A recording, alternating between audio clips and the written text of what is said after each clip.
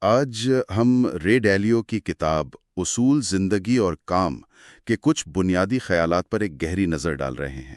جی ہمارے پاس اس کتاب کی آڈیو بک کا ٹرانسکرپٹ ہے اور ہمارا مقصد ہے کہ ہم اس آپریٹنگ سسٹم کو سمجھیں جو ڈیلیو نے بنایا ہے جی زندگی اور کام میں کامیابی کے لیے۔ یہ صرف مشورے نہیں ہیں، یہ ایک پورا فریم ورک ہے۔ بالکل، اور اس فریم ورک کی بنیاد ایک بہت سادہ مگر گہرے خیال پر ہے۔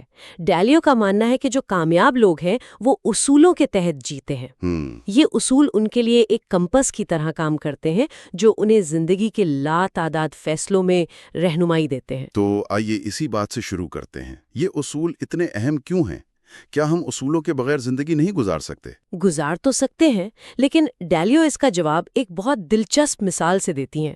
وہ کہتی ہیں کہ اصولوں کے بغیر زندگی ہر روز ایک نئے طوفان کا سامنا کرنے جیسی ہے۔ اچھا، آپ ہر صورتحال پر ایسے رد عمل ظاہر کرتے ہیں جیسے آپ اس کا پہلی بار سامنا کر رہے ہوں۔ یعنی اس میں بہت زیادہ ذہنی توانائی ضائع ہوتی ہے اور فیصلوں میں کوئی تسلسل نہیں رہتا۔ بالکل، یہ تو ایسا ہوا کہ ہر بار جب آپ گاڑی چلائیں تو آپ کو دوبارہ سے سیکھنا پڑے کہ گیئر کیسے بدلنا ہے۔ بہترین مثال ہے۔ اصول ان چیزوں کو خودکار بنا دیتے ہیں، وہ آپ کے فیصلوں کے لیے آپ کہہ سکتی ہیں الگوریدم کی طرح ہیں۔ صحیح۔ وہ آپ کو حالات کو پہچاننے، انہیں کیٹیگریز میں تقسیم کرنے اور پھر ان سے نمٹنے کا ایک آزمودہ طریقہ اپنانے میں مدد دیتے ہیں۔ اور اس سے آپ کی ذہنی توانائی بچتی ہے تاکہ آپ بڑے اور نئے مسائل پر توجہ دے سکیں۔ جی یہاں ایک بات نے مجھے واقعی سوچنے پر مجبور کر دیا۔ ڈالیو کہتے ہیں کہ وہ اکثر سوچتے تھے کہ البرٹ آئنسٹائن یا سٹیو جابز یا ونسٹن چرچل جیسے لوگوں کے کیا اصول ہوں گے۔ یہ کتنی بڑی محرومی ہے کہ تاریخ کی عظیم شخصیات نے شاذ و نادر ہی اپنے بنیادی اصول لکھ کر شیئر کیے۔ اور اسی کملی کو پورا کرنے کے لیے انہوں نے اپنے اصول لکھے ہیں، لیکن ان کے اصول بنانے کا جو عمل ہے وہ بھی بہت دلچسپ ہے۔ اچھا، یہ کوئی تھیوری نہیں ہے جو انہوں نے کتابوں سے پڑھی ہو، یہ اصول ان کی اپنی تکلیف دہ ناکامیوں کی پیداوار ہیں۔ ہاں، وہ اس عمل کو ایک لوپ یا چکر کہتے ہیں۔ وہ ایک بڑا ہدف مقرر کرتے، اس کے پیچھے جاتے، اکثر بری طرح ناکام ہوتے، جی اور پھر اس ناکامی کی تکلیف پر غور کرتے تاکہ اس سے ایک اصول اخذ کر سکے، بالکل، اور پھر اس نئے اصول کے ساتھ وہ پہلے سے بھی بڑا ہدف مقرر کرتے۔ واہ، اس میں سب سے مشکل حصہ تکلیف کو برداشت کرنا ہے۔ ڈالیو اس بات پر بہت زور دیتی ہیں کہ ترقی ہمیشہ تکلیف کے دوسری طرف ہوتی ہے۔ لوگ اکثر تکلیف سے بچنے کے لیے سیکھنے کا موقع گنوا دیتے ہیں۔ تو انہوں نے اس عمل کو اچھی طرح ناکام ہونا یا فیلنگ ویل کا نام دیا ہے۔ جی، فیلنگ ویل۔ تو یہاں کلیدی نکتہ یہ نہیں کہ ناکامی سے بچا جائے، بلکہ یہ کہ ناکامی کو ایک ڈیٹا پوائنٹ سمجھا جائے۔ بالکل، ہر غلطی ایک سگنل ہے جو بتا رہا ہے کہ آپ کا سسٹم یا آپ کی سوچ کہاں کمزور ہے۔ ڈالیو کے نزدیک کامیابی کا راستہ ناکامیوں سے بچ کر نہیں بلکہ ان سے سیکھ کر گزرتا ہے۔ ناکامی کو ذاتی شکست کے طور پر دیکھنے کے بجائے اسے ایک موروثی مسئلے کے طور پر دیکھنا۔ جیسے کوئی سائنسدان کسی ناکام تجربے کا تجزیہ کرتا ہے۔ بالکل وہی مقصد، خود کو قصوروار ٹھہرانا نہیں بلکہ یہ سمجھنا ہے کہ سسٹم میں کیا خرابی تھی تاکہ اسے ٹھیک کیا جا سکے۔ یہ بات تو سمجھ آتی ہے، لیکن اس پر عمل کرنا آسان نہیں ہوگا، خاص طور پر جب ہماری اپنی انا ہاستے میں آ جائے۔ اور میرا خیال ہے ڈالیو بھی اس بات کو سمجھتی ہیں۔ وہ کہتی ہیں کہ اچھے فیصلوں کی راہ میں دو سب سے بڑی رکاوٹیں ہیں۔ اور وہ کون سی ہیں؟ جی، اور یہ دونوں رکاوٹیں ہماری اپنی نفسیات میں ہیں۔ پہلی ہے ہماری انا یعنی ایگو، اچھا، اور دوسری ہمارے بلائنڈ سپاٹس۔ انا کا مسئلہ تو یہ ہے کہ یہ ہمیں سچائی سے زیادہ اس بات کی پرواہ کرنے پر مجبور کرتی ہے کہ ہم صحیح ثابت ہوں۔ جی، غلط ہونے کا خوف۔ اور بلائنڈ سپاٹس تو شاید اس سے بھی زیادہ خطرناک ہے، کیونکہ ہمیں ان کے بارے میں معلوم ہی نہیں ہوتا۔ بالکل، یہ ہماری سوچ کے وہ پہلو ہیں جہاں ہم حقیقت کو ویسا نہیں دیکھ پاتے جیسی وہ ہے۔ اور ان دونوں رکاوٹوں کا مقابلہ کرنے کے لیے ڈالیو ایک بہت طاقتور حل پیش کرتی ہیں جسے وہ انتہا پسندانہ کھلا ذہن کہتی ہیں۔ ریڈیکل اوپن مائنڈڈنس، تو یہ کیا ہے؟ یہ سننے میں تو ایک عام سی بات لگتی ہے کہ کھلا ذہن رکھنا چاہیے۔ یہ عام بات سے بہت آگے ہے۔ انتہا پسندانہ کھلا ذہن اس حقیقی اور گہری تشویش کا نام ہے کہ شاید آپ جو سوچ رہے ہیں وہ غلط ہو۔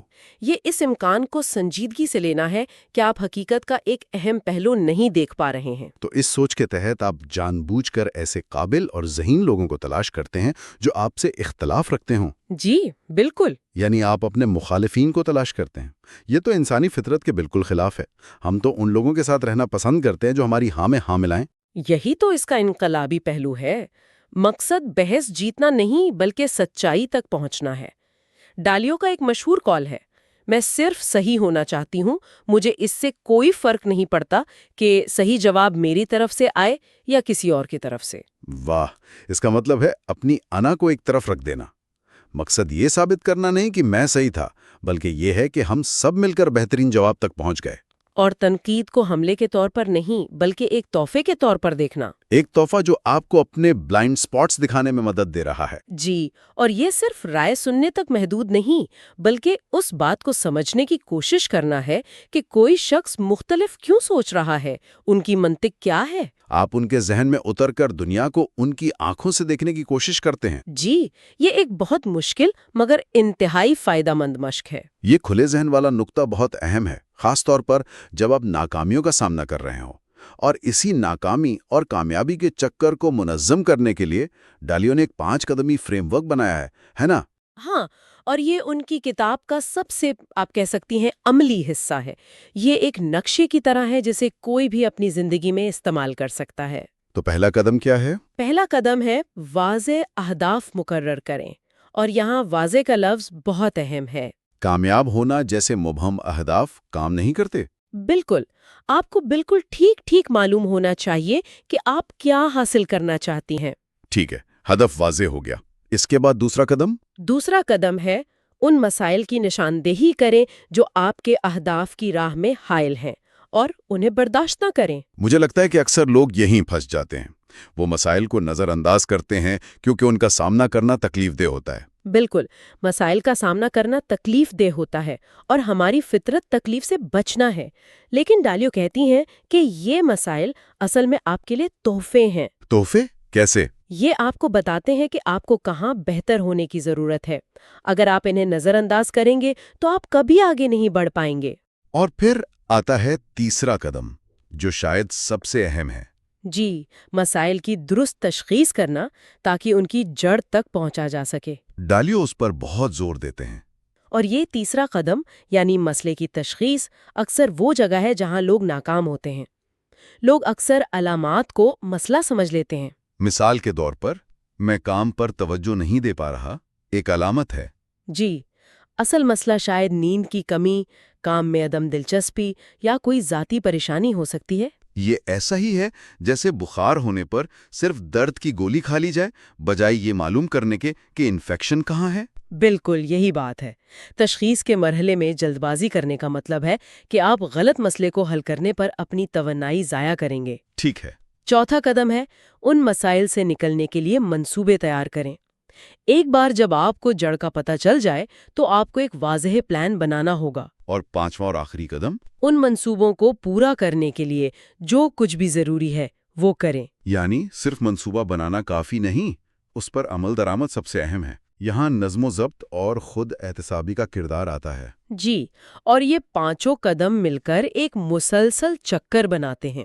جب آپ ایک ہدف حاصل کر لیتے ہیں تو آپ ایک نیا اور بڑا ہدف مقرر کرتے ہیں اور پھر سے اسی عمل سے گزرتے ہیں۔ یہ مسلسل ترقی اور ارتقاء کا عمل ہے۔ یہ ایک بہت ہی منظم اور منطقی طریقہ ہے، لیکن اس سارے عمل میں صرف ہم اکیلے نہیں ہوتے۔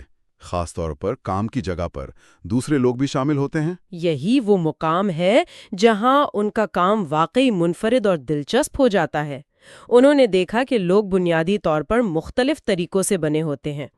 ان کی سوچ، ان کی شخصیت اور ان کے کام کرنے کا انداز مختلف ہوتا ہے۔ کچھ لوگ بڑی تصویر دیکھنے میں ماہر ہوتے ہیں، جبکہ دوسرے تفصیلات میں کھو جاتے ہیں۔ جی، کچھ تخلیقی ہوتے ہیں، کچھ قابل اعتماد۔ اور اس مسئلے سے نمٹنے کے لیے انہوں نے ایک بہت ہی خاص ٹول بنایا جسے وہ بیس بال کارڈز کہتے ہیں۔ یہ کیا چیز ہے؟ یہ ہر ملازم کا ایک ڈیجیٹل پروفائل ہے جو سائیکومیٹرک ٹیسٹوں، فیڈ بیک اور ان کے ٹریک ریکارڈ کی بنیاد پر بنایا جاتا ہے۔ اچھا، اس کارڈ پر اس شخص کی طاقتوں اور کمزوریوں کا خلاصہ ہوتا ہے۔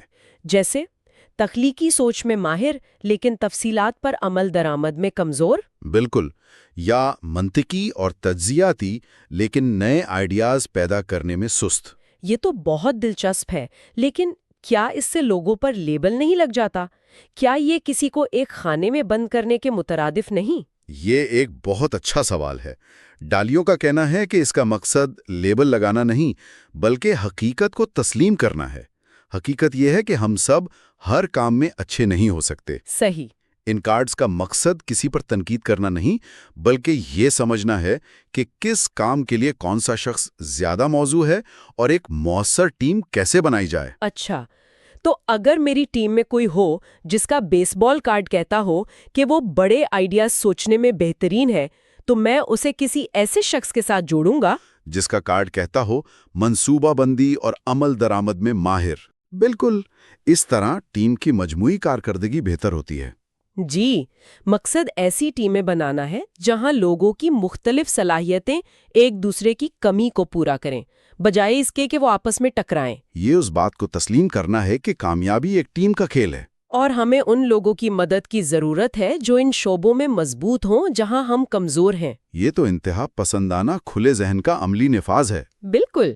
تو یہ صرف فرد کے بارے میں نہیں ہے بلکہ ایک ایسی مشین یا نظام بنانے کے بارے میں ہے جہاں تمام پرزے صحیح طریقے سے کام کر رہے ہوں۔ ہاں، اور یہ سب کچھ مکمل شفافیت کے ساتھ ہوتا ہے۔ ہر کوئی جانتا ہے کہ دوسرے شخص کی خوبیاں اور خامیاں کیا ہیں۔ شروع میں یہ عجیب لگ سکتا ہے۔ جی، لیکن اس سے لوگوں کو ایک دوسرے کو بہتر طور پر سمجھنے اور زیادہ مؤثر طریقے سے مل کر کام کرنے میں مدد ملتی ہے۔ تو آج ہم نے رے ڈالیو کے چند بنیادی اصولوں پر بات کی، غلطیوں کو ڈیٹا کے طور پر دیکھنے سے لے کر انا اور بلائنڈ سپاٹس پر قابو پانے کے لیے انتہا پسندانہ کھلا ذہن اپنانے تک، اور پھر اہداف حاصل کرنے کے لیے اس منظم 5 قدمی عمل تک۔ ان تمام تصورات کے مرکز میں ایک ہی سنہری دھاگا ہے: حقیقت کا سامنا کرنا۔ چاہے وہ ہماری اپنی کمزوریوں کی حقیقت ہو، کسی مسئلے کی اصل جڑ ہو، یا یہ حقیقت کہ دوسرے لوگ ہم سے بہتر سوچ سکتے ہیں۔ ڈالیو کا فلسفہ یہ ہے کہ کامیابی کا راستہ حقیقت کو قبول کرنے سے ہی نکلتا ہے۔ اور ڈالیو آخر میں ایک بہت گہری بات کہتی ہیں۔ وہ کہتی ہیں کہ اطمینان اہداف حاصل کرنے سے نہیں ملتا، بلکہ اچھی طرح جد و جہد کرنے سے ملتا ہے، اسٹرگلنگ ویل۔ جی، جب ہم کوئی مقصد حاصل کر لیتے ہیں تو وہ خوشی عارضی ہوتی ہے۔ اصل اور دیرپا اطمینان اس ارتقائی عمل میں ہے جس سے ہم گزرتے ہیں، اس سیکھنے اور بہتر ہونے کے سفر میں ہے۔ یہ سفر ہی منزل ہے۔ ہر جدوجہد آپ کو مضبوط اور زیادہ باشعور بناتی ہے، اور یہی زندگی کا اصل انعام ہے۔ اسی خیال کے ساتھ ہم سننے والوں کے لیے ایک سوال چھوڑ جاتے ہیں۔ کسی کی زندگی میں اس وقت سب سے بڑی جدوجہد کیا ہو سکتی ہے؟ اور آج زیر بحث آئے اصولوں میں سے کوئی ایک اصول، چاہے وہ انتہا پسندانہ کھلا ذہن ہو یا 5 قدمی عمل، اس جدوجہد کے بارے میں سوچ کو کیسے بدل سکتا ہے؟